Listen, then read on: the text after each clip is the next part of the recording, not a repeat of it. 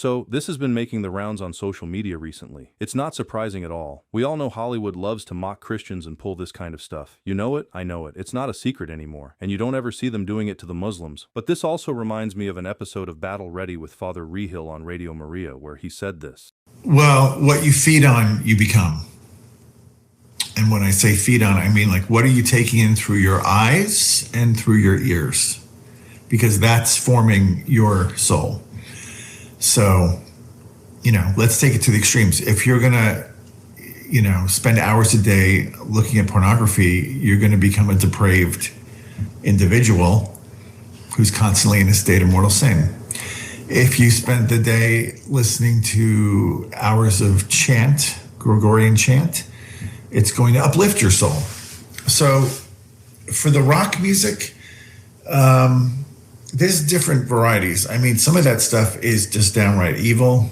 The Ozzy Osbourne and Metallica and all that stuff, that's not good for you. The pop music is probably just as bad, if not worse, because it's all about just the world and the flesh and all that sort of thing. And some of it can be downright evil. Like I've talked about Taylor Swift before. She started out as a country music singer with pretty harmless lyrics. Her first big song was about Tim McGraw and her crush on him. But now she's gone into a dark phase where her music is got a lot of witchcraft embedded in it. So you don't want to be listening to any of that stuff, When I'm in the car, I tend to put on Sirius XM, and I have a few channels that I listen to. One is a jazz channel, one is instrumental, one is, I think it's called The Highway, which is country, but it's pretty tame country. It's not, country used to be all about cheating and drinking. Country music today, the new country music is pretty harmless for the most part. Or I put on the Chaplet of St. Michael and I pray that while I'm driving, because you can do that through YouTube. So you have to pick and choose carefully, because what you're feasting on is what you become. And there's another clip of him I'd like to share with you in this video. And by the way, if you want to listen to the whole thing, I left a link to the full audio on Radio Maria in the description box below. Okay, so very disturbing.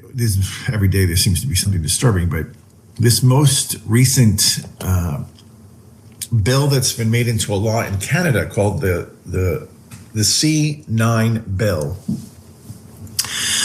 It's alleging to protect people from hate speech. That's the alleged motivation behind it.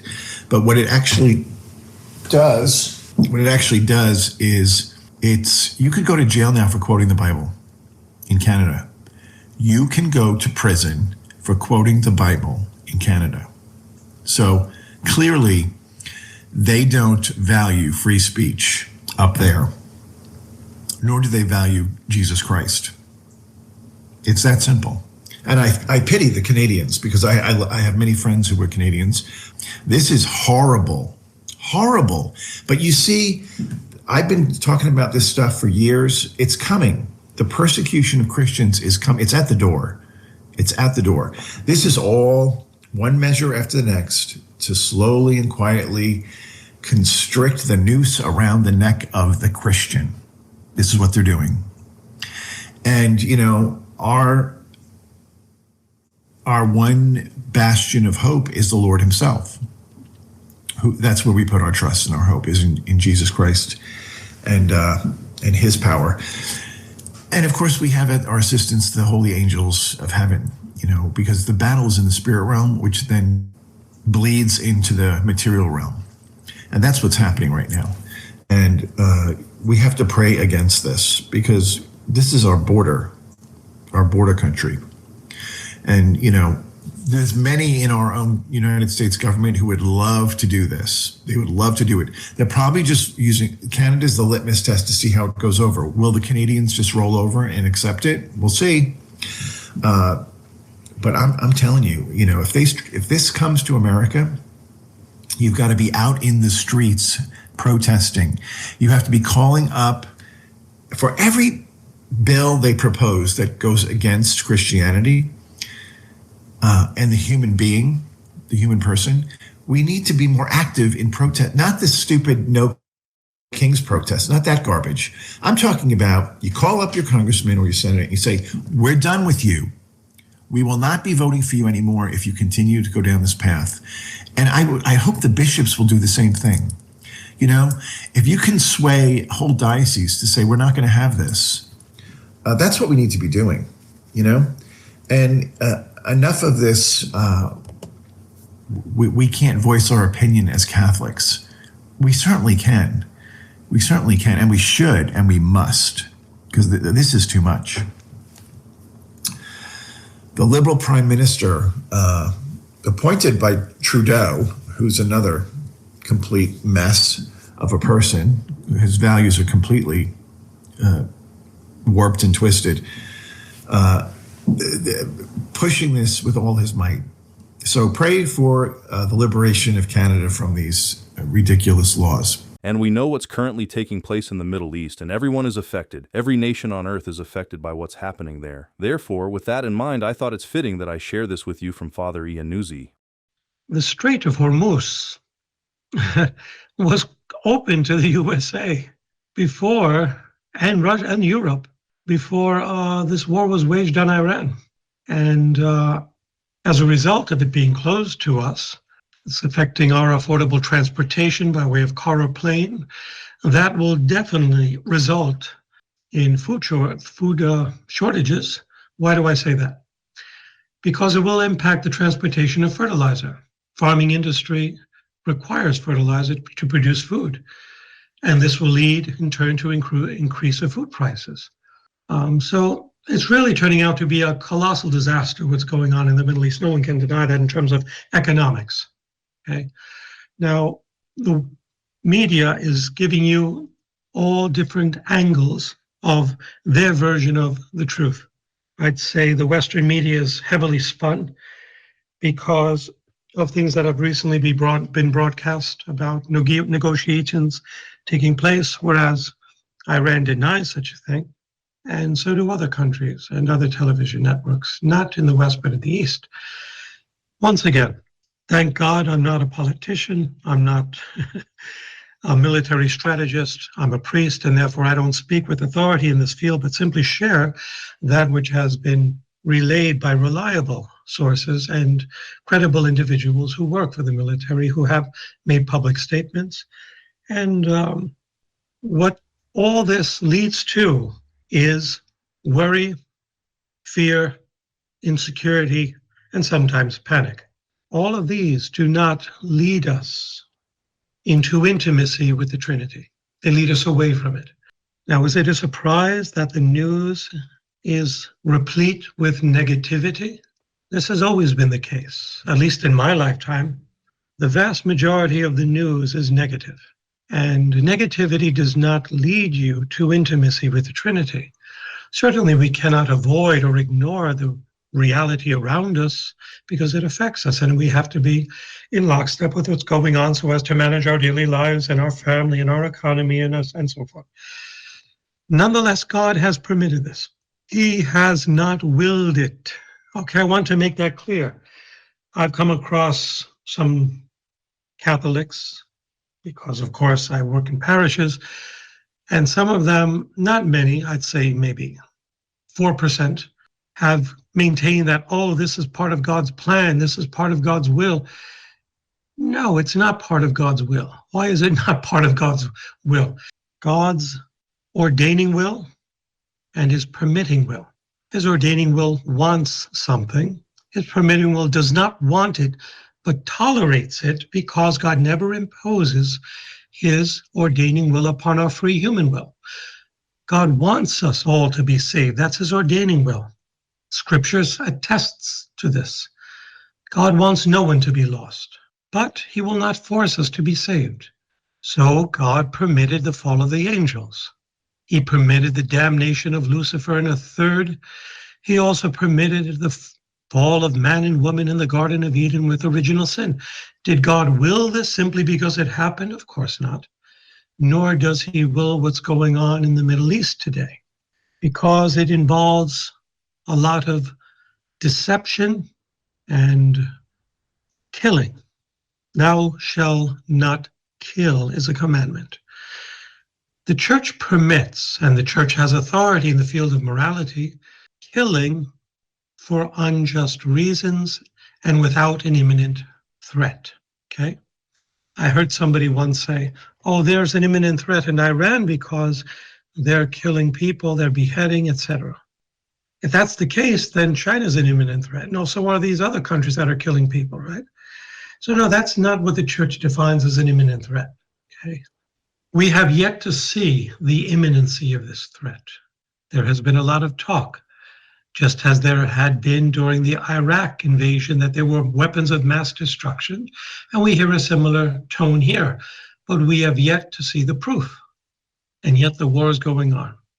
Many Catholics, the vast majority of Catholics, do not maintain a steady daily prayer life, and as a result, they give in to these sentiments that lead them away from intimacy with the Trinity that I mentioned, such as fear, worry, insecurity, and sometimes panic. In the lives of all of us, in this time of conflict, of civil unrest, there are periods of worry, sometimes fear, insecurity, sometimes panic, sometimes sorrow. When we find ourselves at a crisis in life, it is not presumptuous to assert, it is our blessed Lord weeping in us, that we should, whenever we experience these moments of challenge, cross, trials, acknowledge that it is the Lord in us, wanting to rest in us in those moments. Indeed, Jesus may weep in us at times over the insensitivity of others, even over leaders of nations, over the hardness of the hearts of individuals in or outside of the church, due to past injuries sustained at the hands of others or by life's misfortunes. And after he wept, he relived at the Last Supper his sorrow, which he considered an invaluable means for the glory that we would receive if we keep our faith to the end. Let us recall that at the Last Supper, which I visited actually, not the Last Supper itself, but the painting of Da Vinci, just a few months ago at the beginning of this year in Milan, he stated that he will not feast with his disciples again until he does so in his Father's kingdom. So there's optimism, even in the face of sorrow.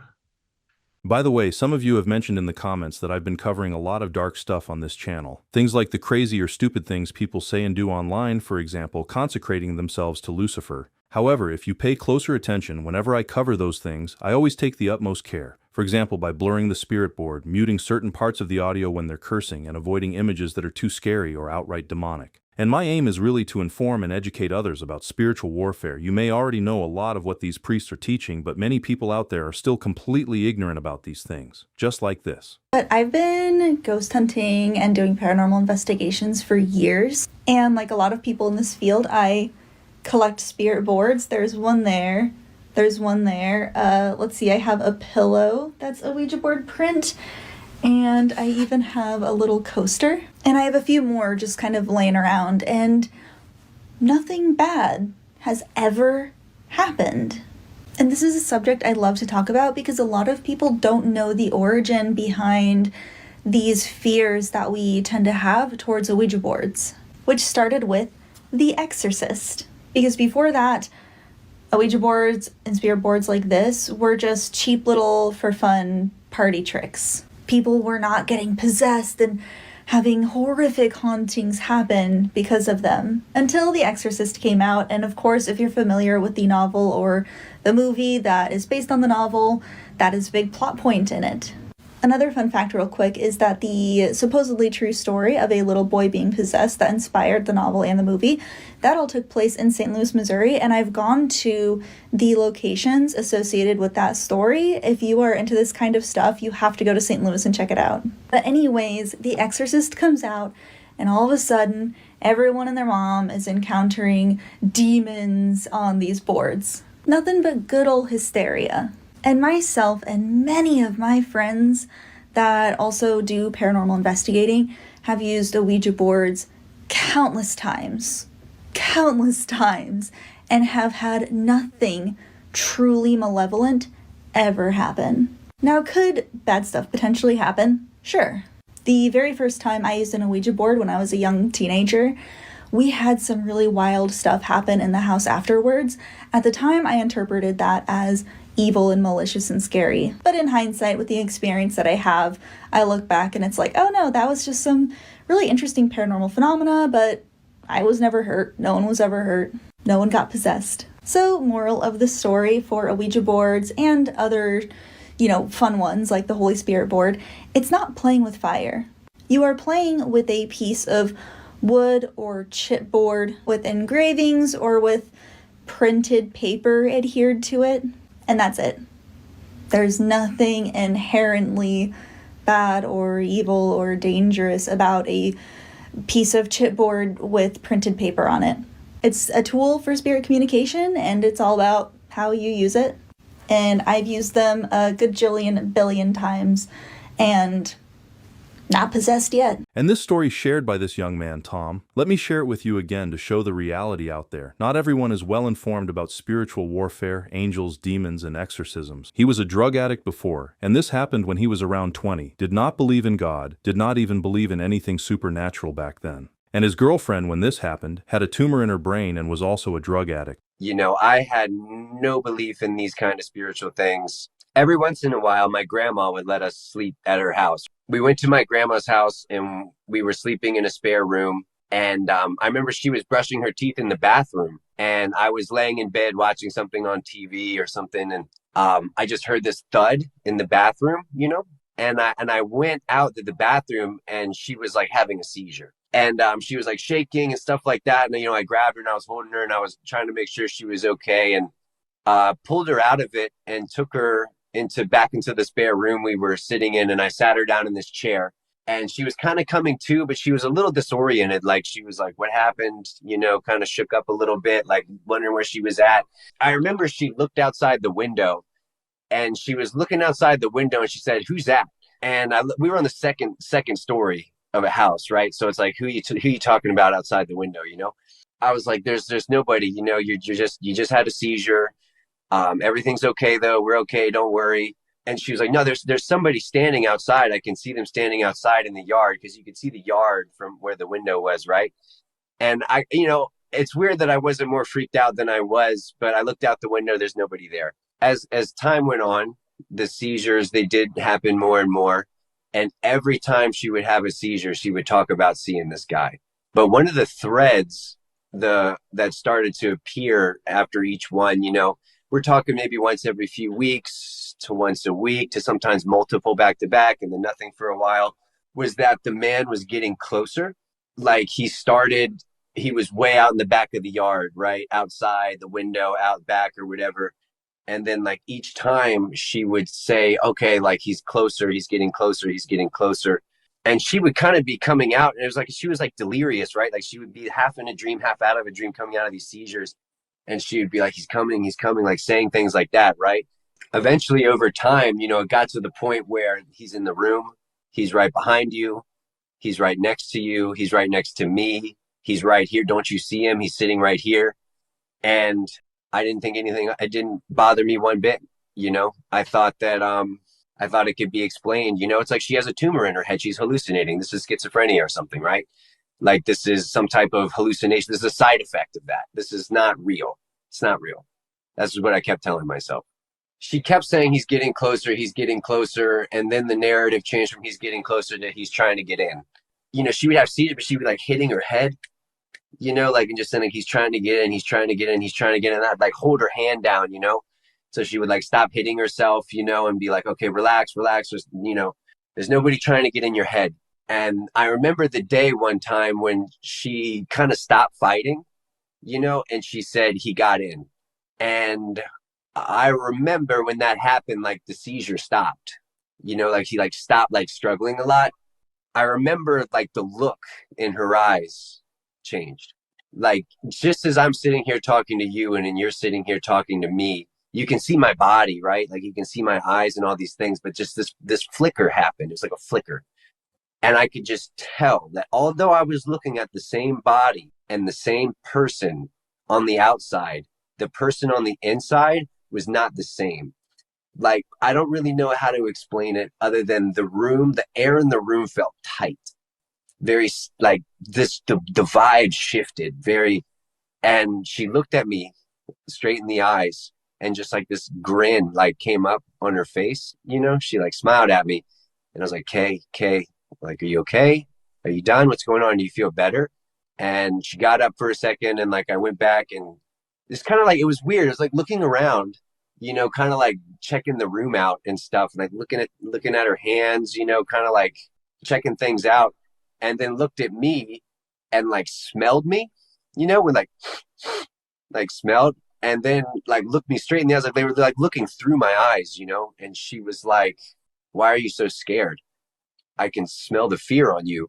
Like, and I'm like, she does not talk like that, like her mannerisms of her voice, like she kind of had a bit of a southern drawl, like a bit of a city talk, southern drawl type way that she spoke. And suddenly it just became very like well-spoken, right? Very proper grammar, big words that she would never really use, looked at me and she's like, you smell like fear, and like smiled at me.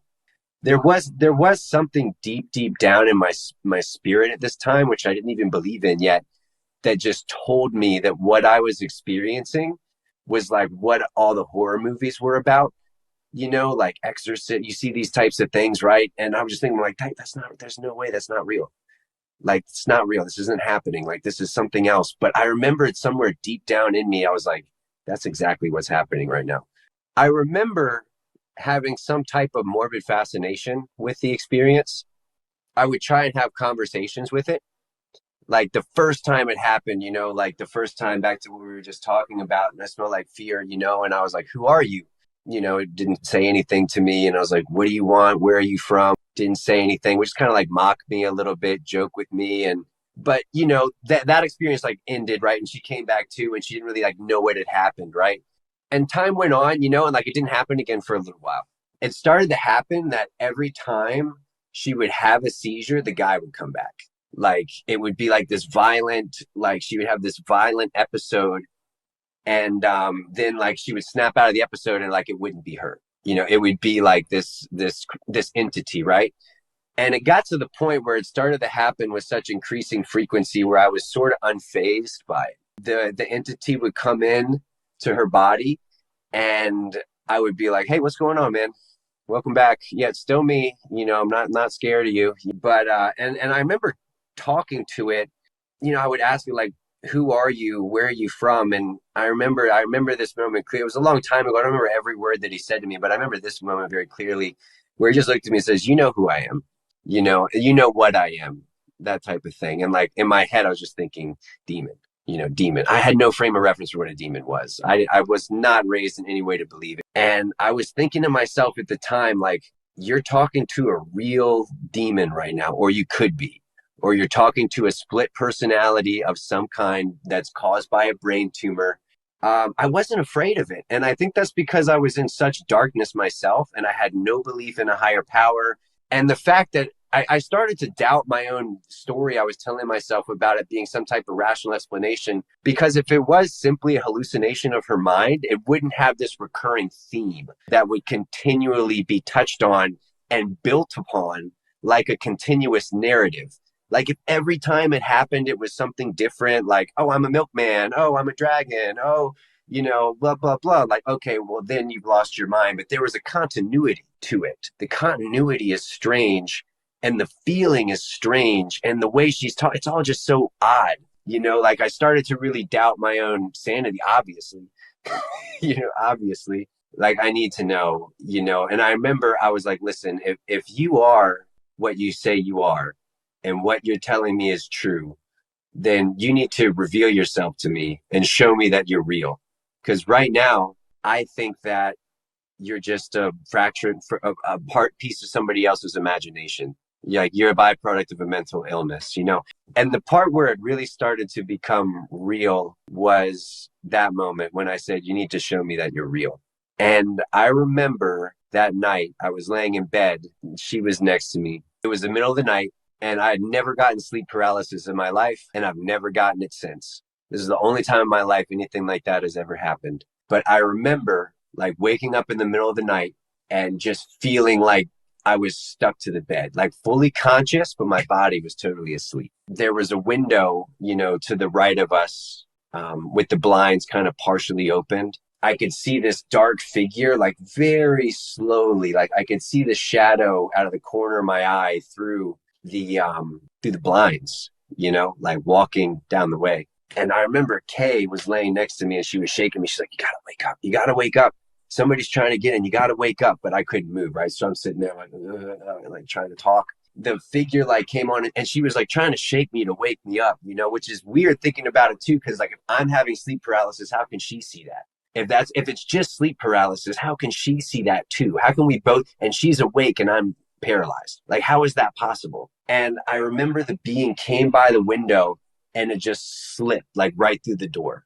Like this tall, dark shadow just like passed right through the solid door. And it came over to the foot of the bed and it came over and it got on top of me. And it was like laying on top of me. And I remember like I was in my body, in my mind, I was like screaming, like I wanted to get up. I wanted to fight. I wanted to jump up. I wanted to yell. I wanted to get the hell out of there, but I could not move no matter what. Like I could not move my body. I remember this being got over top of me and it was doing like, like what you do with the baby, like peekaboo, peekaboo, peekaboo. And it was doing that, but it got over top of me and it was like doing it. But every time it did it, it was like its face got more and more like twisted and dark. Like it was at first, like it was like a very old man, like long cheekbones and pale, like gross, dead looking skin, like the skin of a dead man, scabs and stuff like that on his face and yellow teeth and just gross looking, right? And going like this, and I could see him, and then he would hide his face and then he would do it again and the face would get more like ugly each time he did it, to the point where there's like worms coming out of his eyes and like his hair was like snakes or something. And there was like blood and scabs and they just like were festering all over his face. And he was like, right. And every time he would do it, it would just get just more and more disgusting. And, he was like laughing, like he would like knew that I was like stuck. Right. And I remember like it went away and like I woke up and it was like, like I flew out, like really fast. And I was like covered in sweat. And I was like, okay, all right, don't do that to me ever again. I believe you. I believe you are who you say you are. I believe you. And that was a really huge shift in my entire worldview in that moment, because like my rational mind could not explain, how is this possible? Like, how is there this continuation of the narrative? And then how could this happen where I'm having sleep paralysis for the first time in my life? My girlfriend's awake next to me, trying to wake me up, seeing the same thing I'm seeing, and she's not having sleep paralysis. And that was the same day I had asked that being to show itself to me. Like when all those things started to happen, like my entire worldview just completely started to shift. I was like, you are dealing with something way above your pay grade right now. Like you are in a situation where it was very isolating, even more, because I would, even if I tried to tell anybody, nobody believed me. It was like, if you try and explain this to somebody, they look at you like you're crazy. And especially me having no credibility, being, a criminal and a drug addict and an alcoholic. No, people are like, oh, he's just lost his mind. He's lost his mind. He's a crazy person. So, not to get off topic, but when I see people out on the streets who are homeless and they're talking to people and they're doing stuff like that, I'm like, that person might actually be having more than a mental episode. And we look at them and we don't believe them because they're crazy, but that person could be very oppressed. And we just treat them like trash. And it's really sad, but it's like, where do you go for help? I didn't believe in any church. I didn't believe in any real God at this point. I had no relationship with God, I should say. And I was so stuck in that life that I couldn't get out. Although I wasn't directly possessed like she was, I was trapped by darkness all the same. I couldn't get out. Even despite all of that, I couldn't just walk away. I stayed in that darkness for a while. Well, that is all for the video this time. Again, thank you so much for taking a little bit of your time to be here with us. Always remember that if ever you have any feedback or suggestion, please don't ever hesitate to let us know in the comments below.